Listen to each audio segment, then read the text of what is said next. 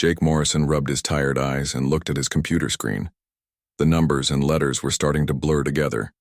He had been writing code for 16 hours straight. His coffee cup was empty. His back hurt from sitting in the same chair all day. He pushed back from his desk and stretched his arms above his head. Through his apartment window, he could see the city lights below. But something else caught his eye. Strange green and blue lights were dancing across the night sky. They looked like the northern lights, but that was impossible. This was downtown, Chicago, not Alaska. For 3 nights now, these weird lights had appeared. The news said it was just solar activity, something about magnetic fields and space weather. Jake did not really understand it, but the lights were beautiful. They moved, like water flowing across the dark sky. Jake yawned. He needed sleep badly. Tomorrow he had to present his project to the company bosses. If they liked it, he might get promoted. If they did not, well, he tried not to think about that. He stumbled toward his bedroom, pulling off his shirt as he walked. His jeans hit the floor next to his bed. He was too tired to put on pajamas. The sheets felt cool against his skin as he collapsed onto the mattress. The strange lights outside seemed brighter now. They pulsed and swirled like they were alive. Jake felt drawn to them somehow. He wanted to go to the window and watch, but his eyes were already closing.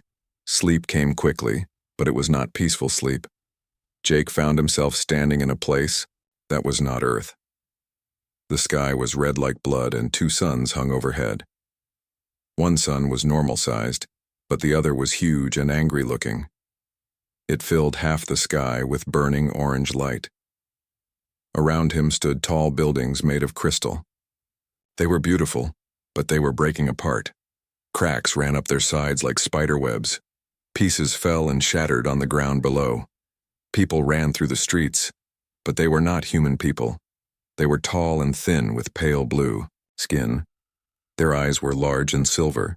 Their hands had 4 fingers instead of 5. They moved gracefully, even while running in panic. Jake could hear their voices in his mind speaking words he did not understand. But somehow he knew what they meant. They were afraid. Their world was dying. The big sun was growing larger every day, eating up their planet piece by piece. One of the alien people stopped running and looked right at Jake. It was a female, though Jake was not sure how he knew that. Her silver eyes were filled with sadness and hope at the same time. She reached out her 4-fingered hand toward him. When she spoke, Jake heard her voice inside his head. "Please," she said. "Help us. We have nowhere else to go." Jake tried to speak, but no sound came out. He tried to move, but his feet would not obey him. The world around them started to shake and crumble faster. "My name is Zara," the alien girl said. "I am sorry for what we must do, but we will die if we stay here." The dream started to fade, but Zara's voice grew stronger inside Jake's mind. "Do not be afraid," she whispered. "I will try not to hurt you." Jake woke up gasping for air. Sunlight was coming through his bedroom window.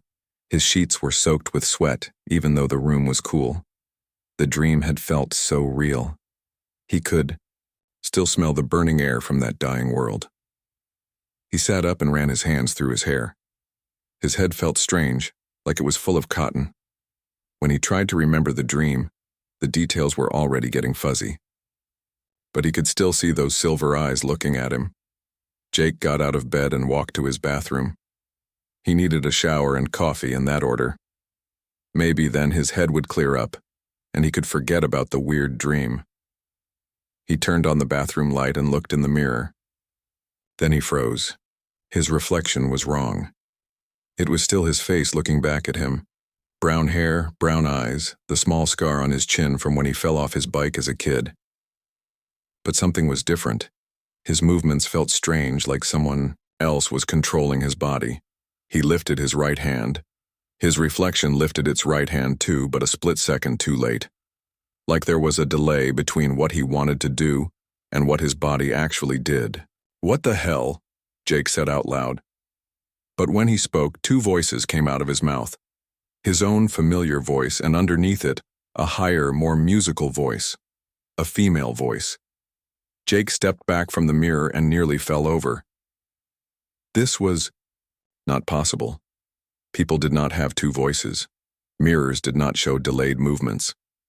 He was losing his mind. He splashed cold water on his face and looked in the mirror again. This time, when he moved, his reflection moved normally. When he spoke, only his own voice came out. Just a weird dream, he told himself.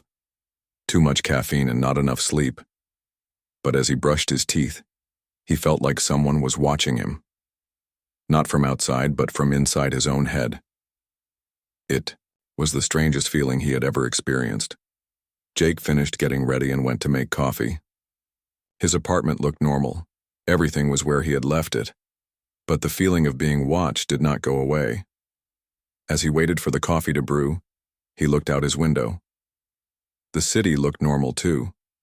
Cars driving down the street. People walking on the sidewalks, construction workers starting their day. No sign of the strange lights from last night. Maybe he had dreamed those too. But when Jake poured his coffee and took the first sip, he heard that musical voice again, speaking inside his mind. "Thank you," it whispered. "I know this is frightening, but I had no choice." Jake dropped his coffee cup. It shattered on the kitchen floor, sending hot coffee and broken pieces everywhere. He was not alone in his own head anymore. Jake stared at the broken coffee cup on his kitchen floor. Coffee was spreading across the white tiles and steam rose from the hot liquid. But he barely noticed. His mind was focused on the voice he had heard inside his head. "I am sorry about your drink," the voice said again. It was soft and feminine with a strange accent he could not place. "I did not mean to startle you." Jake pressed his hands against his ears, as if that would block out the voice. But it did not work. The voice was not coming through his ears. It was coming from inside his own thoughts. "This is not real," he said out loud. "I am having a breakdown. Too much stress from work." "You are not having a breakdown," the voice replied calmly. "My name is Zara. I am from the planet you call Kepler 442b. Last night I joined with your mind to escape the death of my world." Jake laughed, but it sounded harsh and bitter. "Right. An alien is living in my head. That makes perfect sense." He cleaned up the broken cup and spilled coffee, trying to ignore the voice. Maybe if he pretended it was not there, it would go away. Maybe this was just some kind of weird stress reaction. But when he bent down to pick up the last piece of glass, something amazing happened. His hand moved differently than he intended. Instead of just grabbing the glass, his fingers moved in a complex pattern. The glass piece rose up into his palm by itself, like it was being pulled by an invisible magnet. Jake dropped the glass again and jumped back. "How did I do that?" he whispered. "That was me," Zara said.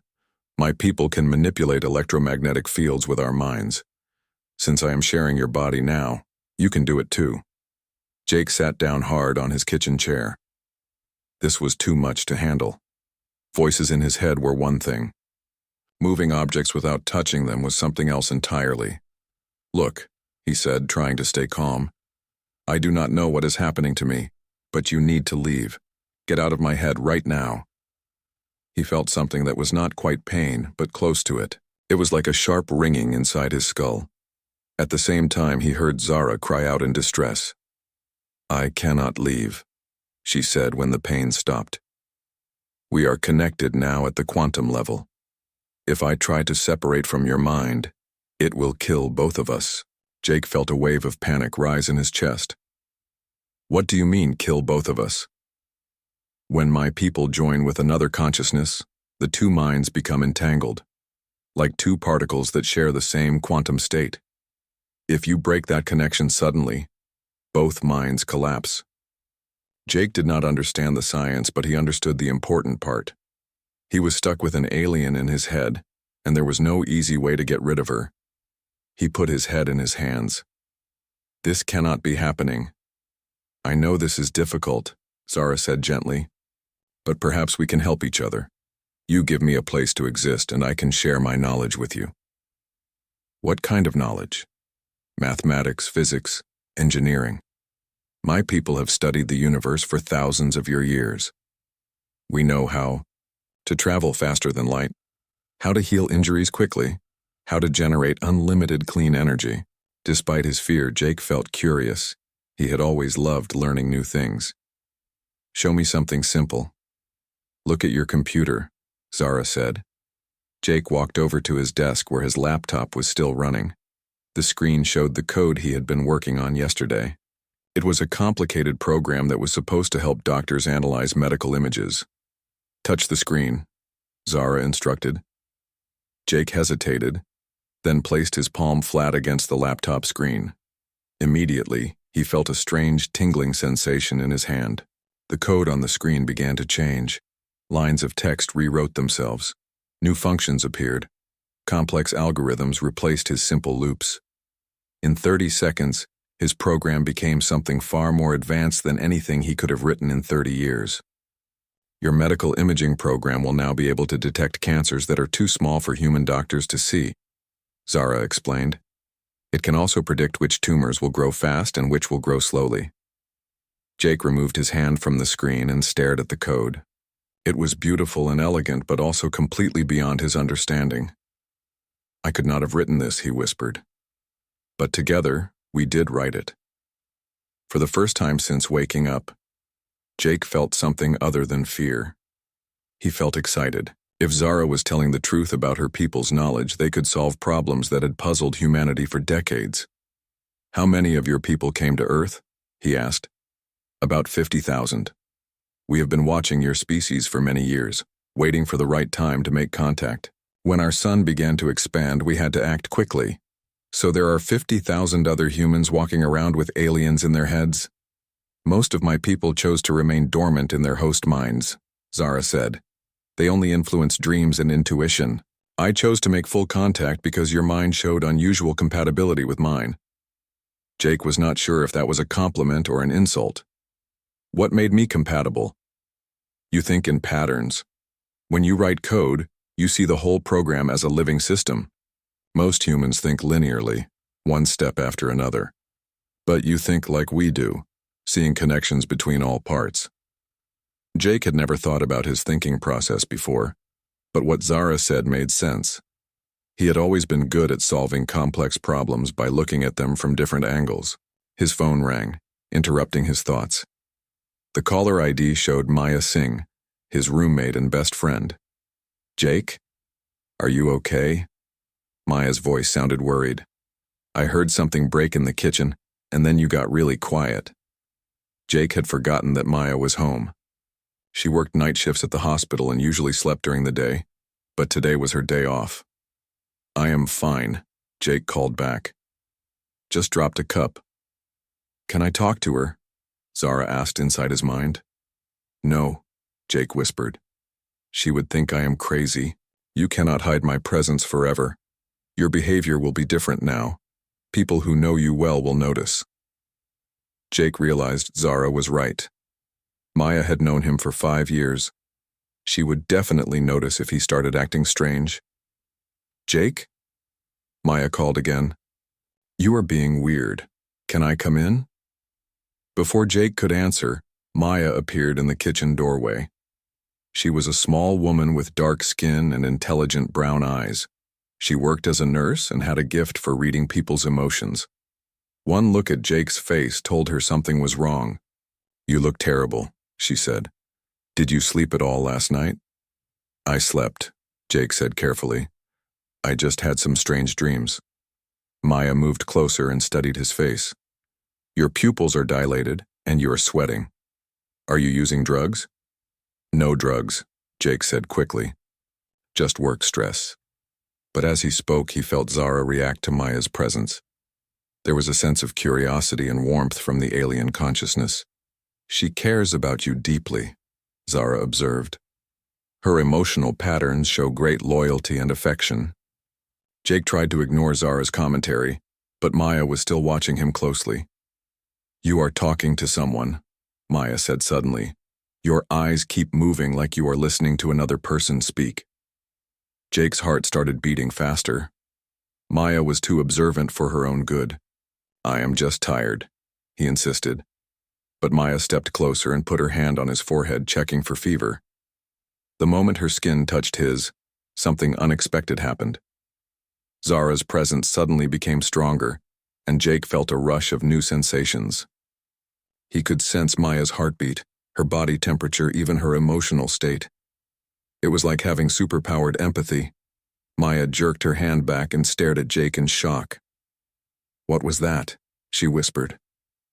"I felt something when I touched you. Like electricity, but different." Jake looked at Maya's frightened face and realized he could not keep lying to her. She deserved to know the truth, even if she did not believe it.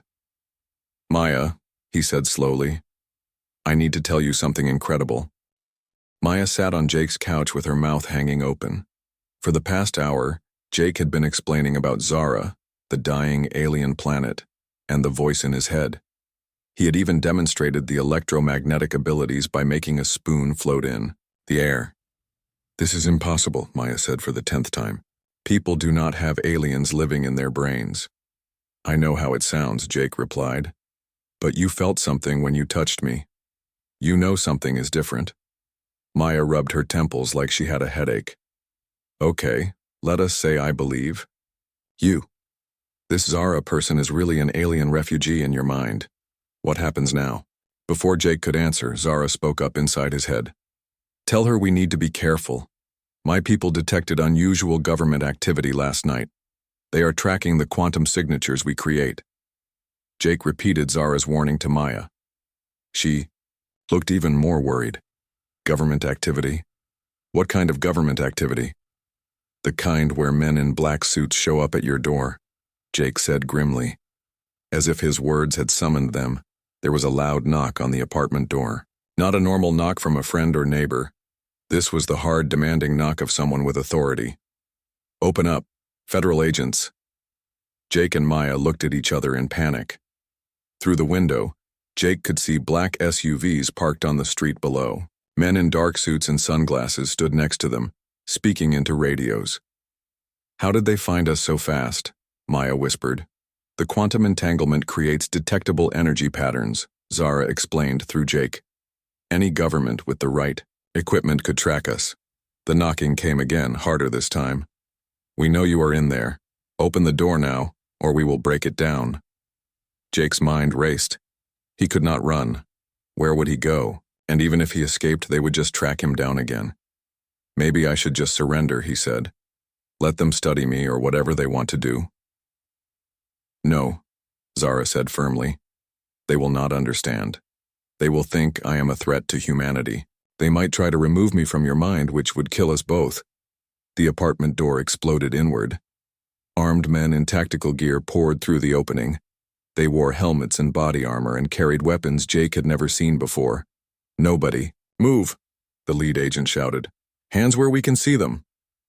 Jake and Maya raised their hands. Jake's heart was pounding so hard he thought it might burst. A woman in an expensive suit walked through the broken doorway. She was about 40 years old with gray hair and cold blue eyes. She looked at Jake like he was a dangerous animal. "Mr. Morrison," she said calmly. "My name is General Patricia Stone. We need to talk." "About what?" Jake tried to sound innocent, but his voice cracked. General Stone smiled, but it was not a friendly smile. "About the alien consciousness currently residing in your brain." Jake felt Zara tense up inside his mind. "She knows too much," the alien whispered. "This was planned." "I do not know what you are talking about," Jake said out loud. General Stone nodded to one of her agents. The man pulled out a device that looked like a tablet computer, but it was covered with blinking lights. "This is a quantum resonance scanner," the general explained. "It detects non-human consciousness patterns. Right now it is showing two distinct minds operating in your body." The device in the agent's hands was beeping rapidly and showing wave patterns on its screen. There was no point in denying the truth anymore. "Okay," Jake said. "There is an alien in my head, but she is not dangerous. Her people are refugees. Their planet was destroyed." "Her people?" General Stone raised an eyebrow. "How many others are there?" Jake hesitated. Zara had said 50,000, but maybe he should not tell the military that. "I can answer that question," a new voice said from behind the general. A woman with long black hair and Asian features stepped into the apartment. She was wearing a lab coat over casual clothes. Jake recognized her immediately and his stomach dropped. "Lisa?" he said. "What are you doing here?" Dr. Lisa Park had been Jake's girlfriend 3 years ago. They had dated for almost 2 years, before breaking up when she got a job with a government research lab. Jake had not seen her since then. "Hello, Jake," Lisa said quietly. "I am sorry it had to be like this." "You called them," Jake realized. "You told them about me." Lisa shook her head. "We detected the quantum signature emanating from your building 2 days ago. I only realized it was you when they told me the address." General Stone looked impatient. "Dr. Park, please explain the situation to Mr. Morrison." Lisa walked closer to Jake, but the armed agent stayed between them. "Jake, we have been monitoring unusual quantum activity all over the world for the past week. The signatures match? No known Earth technology. We have identified over 300 locations where these signals are originating." General Stone added, "All of them are private residences. All of them contain people who are displaying unusual abilities or knowledge." Jake felt sick. 300 was a lot less than 50,000. Either many of Zara's people had hidden themselves very well, or the government did not know the full scope of the situation yet. "What do you want from me?" Jake asked. "Information," the general said simply. "We need to know what these aliens want, how many there are, and whether they pose a threat to humanity." "They are not a threat," Jake insisted. "They are just trying to survive." "That is what they want you to think," General Stone replied. "But we have evidence that suggests otherwise." She nodded to another agent who set up a laptop computer on Jake's kitchen table. The screen showed satellite images of various cities around the world. 12 hours ago, we detected massive energy surges at these locations, the general explained.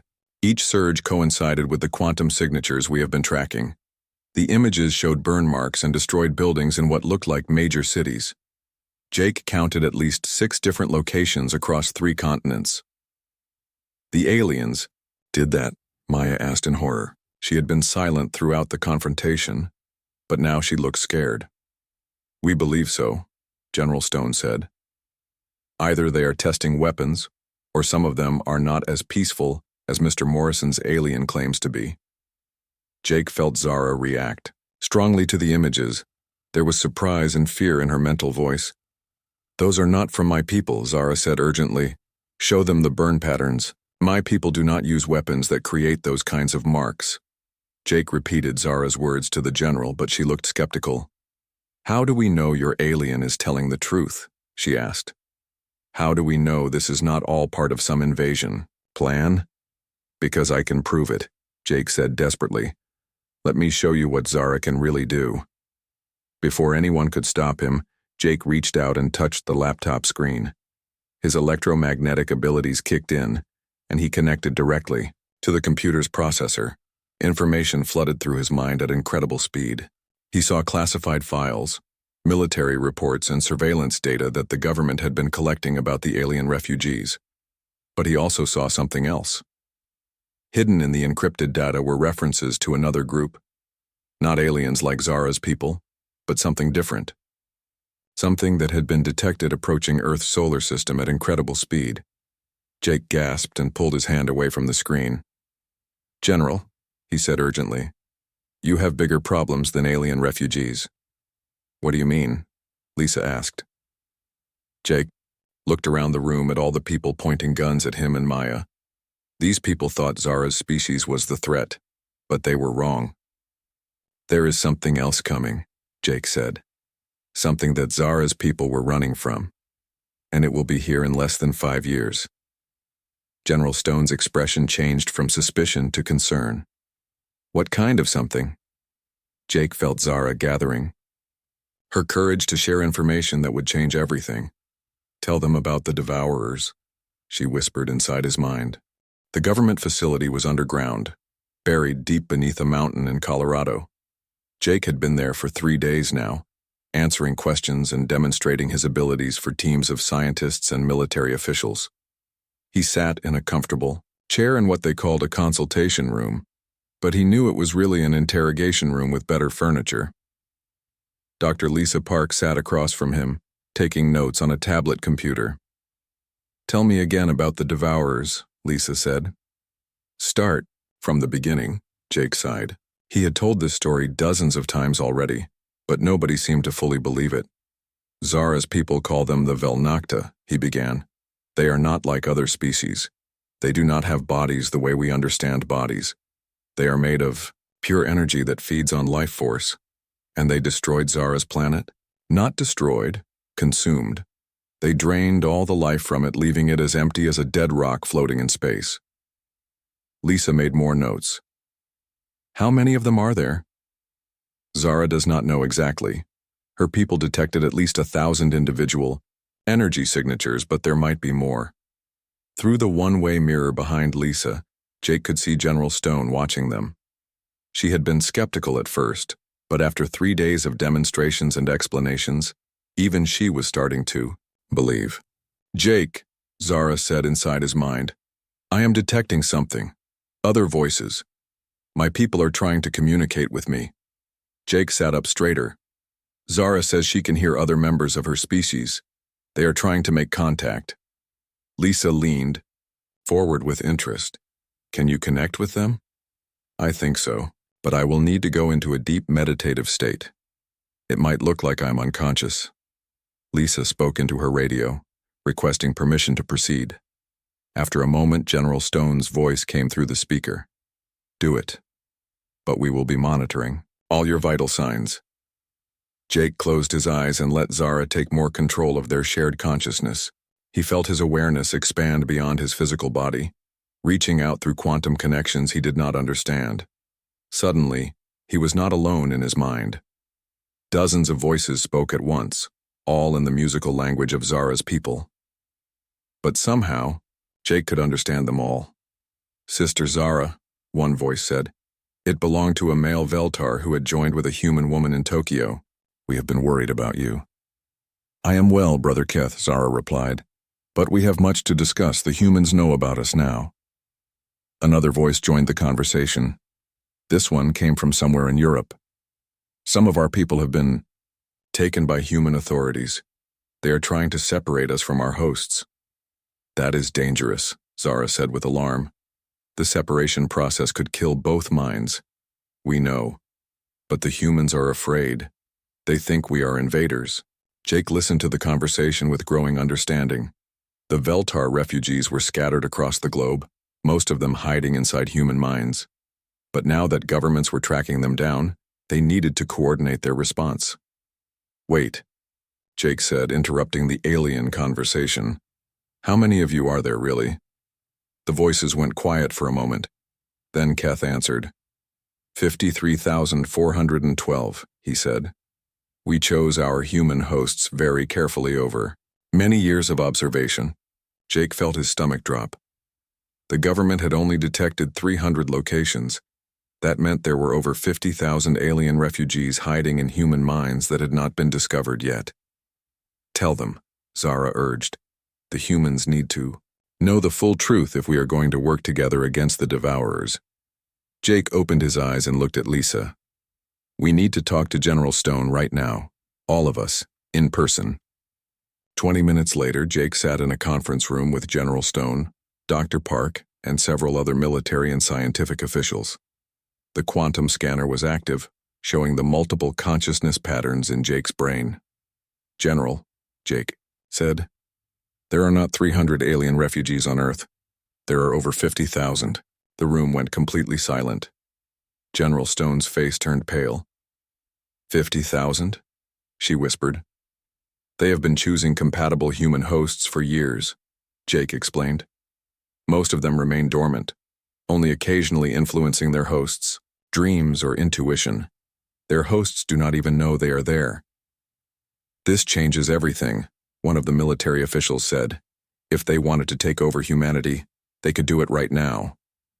"But they do not want to take over," Jake insisted. "They want to help humanity defend against the real threat." "The Devourers," General Stone said grimly. "Yes, Zara's people have been studying them for centuries. They know how the Devourers attack, how they feed, and most importantly, how they can be stopped." Dr. Park looked up from her notes. Can they be stopped? I mean, if they are made of pure energy. They can be disrupted, Jake said, sharing Zara's knowledge. Energy beings need stable quantum fields to maintain their form. If you can create enough quantum interference, you can scatter their consciousness. What kind of interference? General Stone asked. Jake touched the table in front of him, letting his electromagnetic abilities interface with the room's computer systems. Data flowed through his consciousness as Zara shared technical specifications that human science was decades away from discovering. You would need weapons that can generate coherent quantum pulses, he said, and ships that can travel faster than light to engage the Devourers before they reach Earth's atmosphere. We do not have that technology, one of the scientists pointed out. But we do, Jake replied. Zara's people do, and they are willing to share it with humanity. General Stone leaned back in her chair. In exchange for what?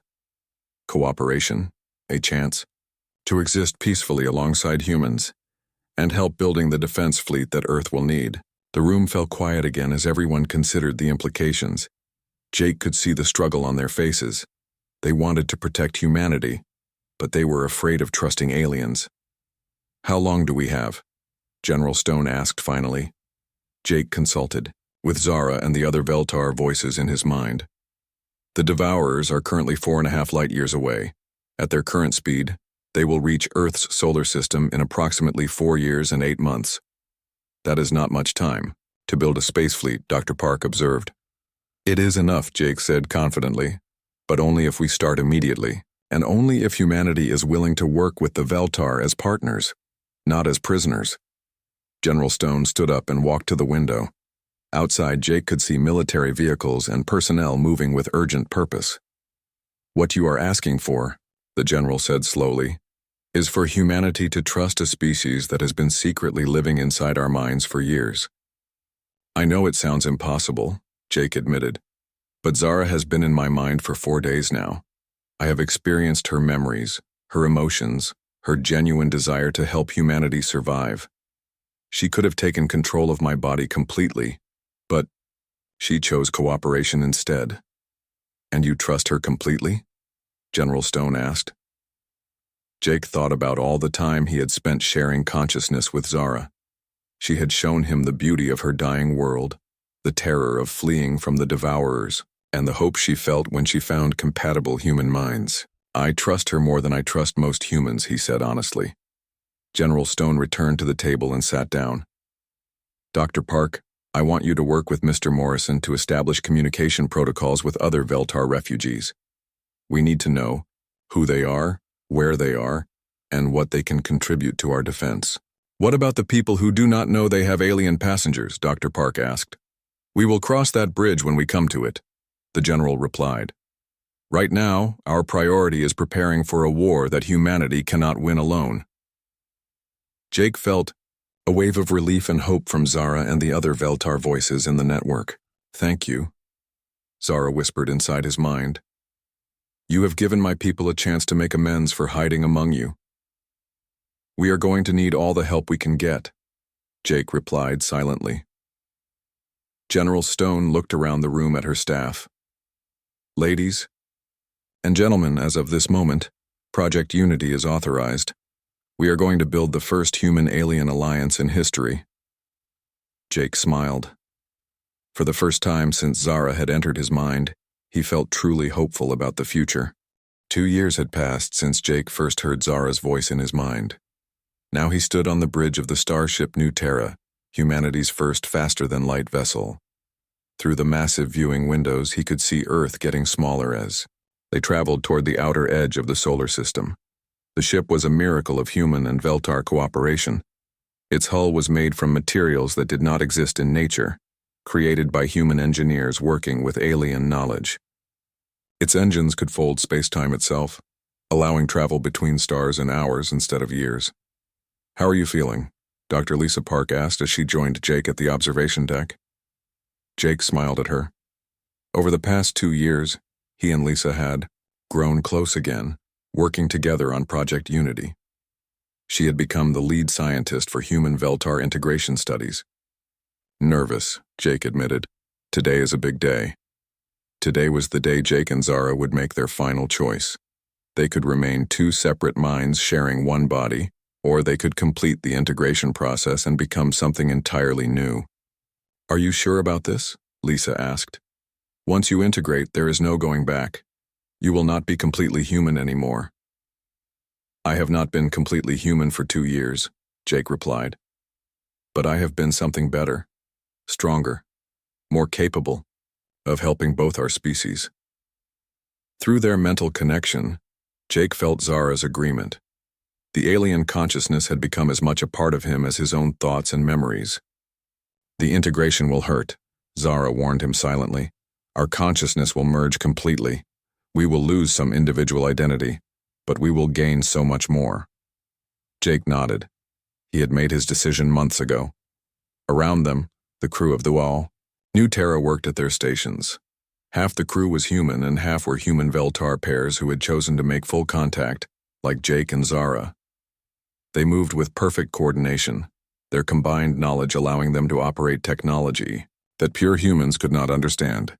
"Captain Morrison," Commander Alex Carter called from the communications station, "we are receiving signals from the long-range sensors."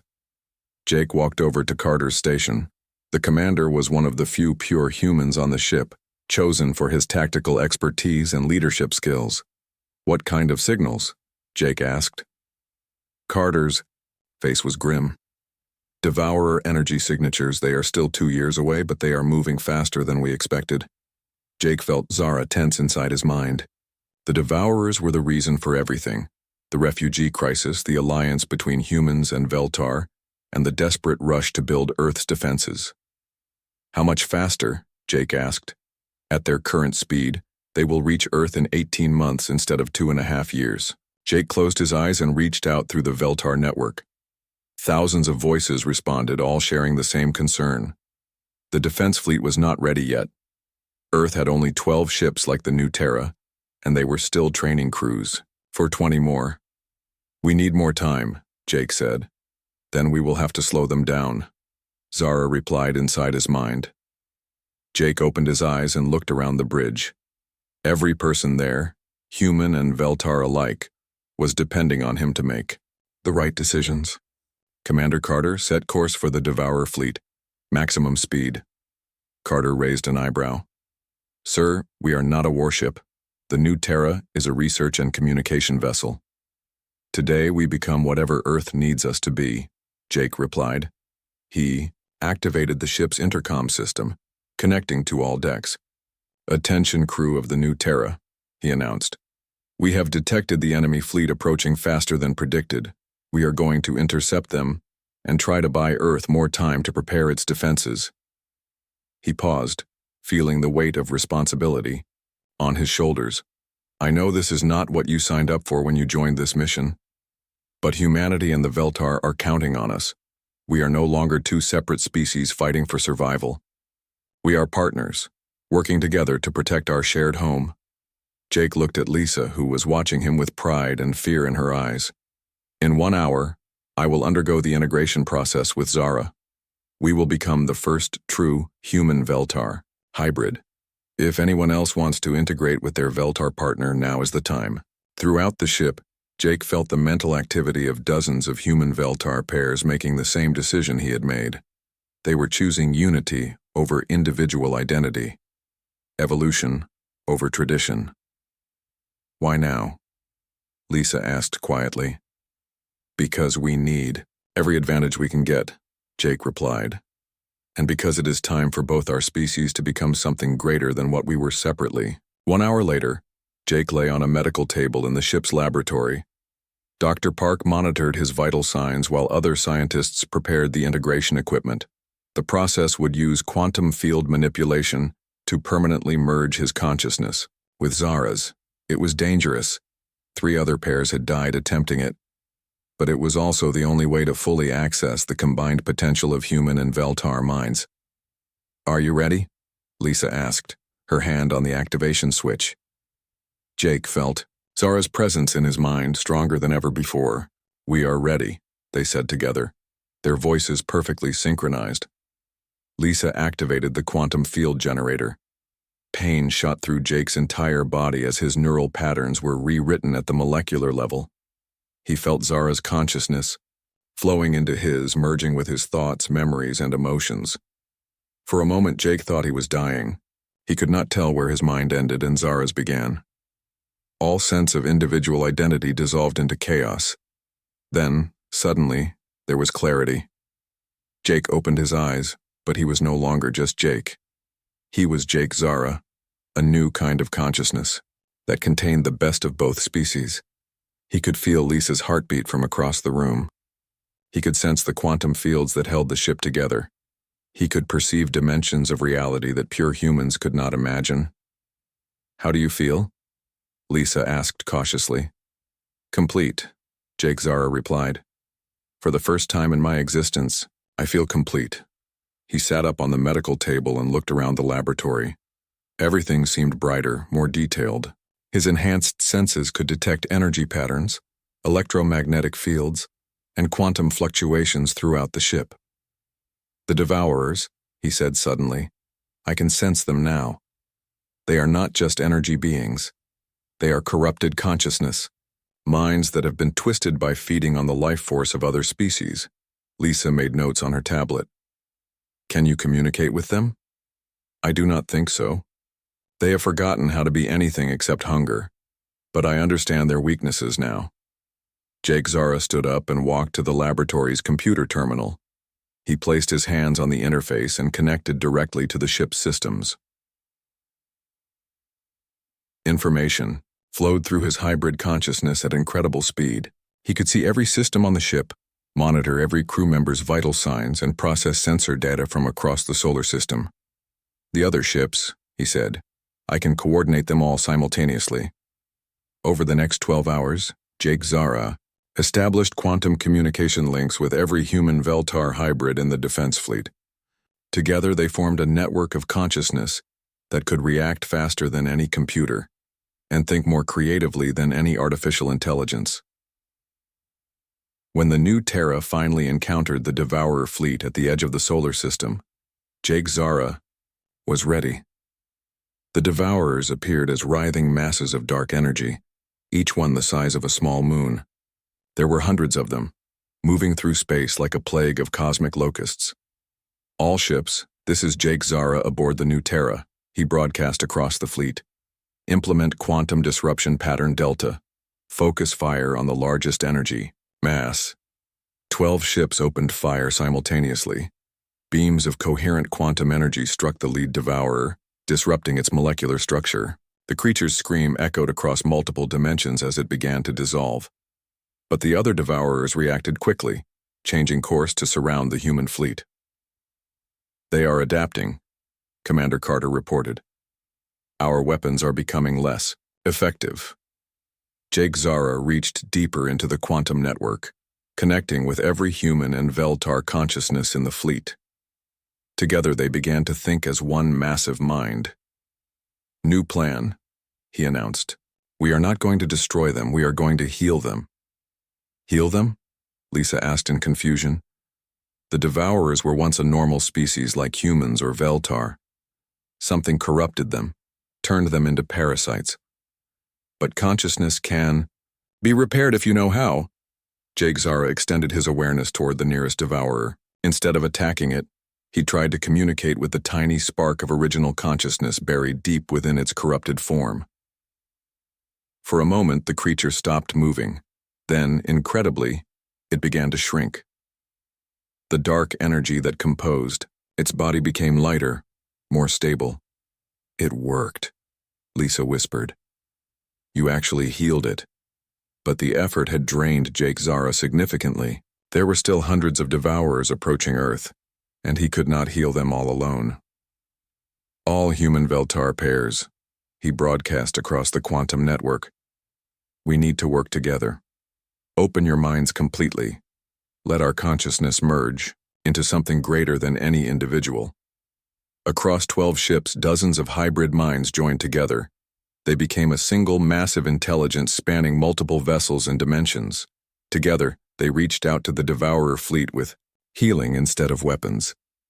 One by one, the corrupted creatures were restored to their original forms, energy being,